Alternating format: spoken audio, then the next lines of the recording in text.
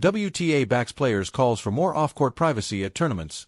1/2, Tennis, Australian Open, Melbourne Park, Melbourne, Australia, January 29, 2026. Belarus Aryna Sabalenka in action during her semi-final match against Ukraine's Alina Svitolina. Reuters/Holly Adams purchase licensing rights, opens new tab. Melbourne, January 29, Reuters.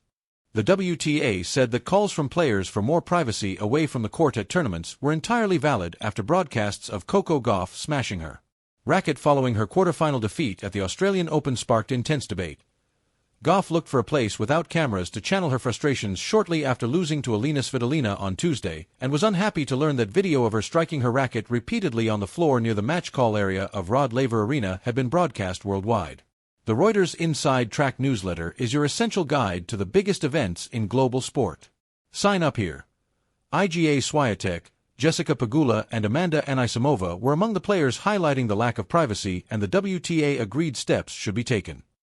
Recent concerns raised by WTA players at the Australian Open about cameras in off-court player areas are completely valid, WTA Chair Valerie Camillo said on Thursday.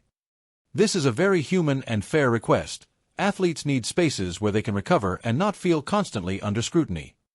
Providing that space is part of our responsibility as a sport. The WTA is committed to listening to its players and acting on concerns like this. Tennis Australia, which organizes the year's opening Grand Slam, said cameras in warm-up and cool-down areas were set up to provide fans with a deeper connection to the players, but that it will work with them to find solutions to their concerns. We want to listen to the players. We want to really understand what their needs and what their wants are, tournament director Craig Tiley told the Tennis Channel. So, that's the first question we'll ask. We've heard you, and whatever adjustments we need to make we will make. It's a fine line between the player promotion, event promotion, and where the cameras are. The WTA said it had already taken steps to reduce the number of cameras in off-court areas at its tournaments. We moved to this standard because we agree that there should be clear, respectful boundaries in off-court areas, the governing body of women's tennis added, calling for similar action from other stakeholders and broadcasters.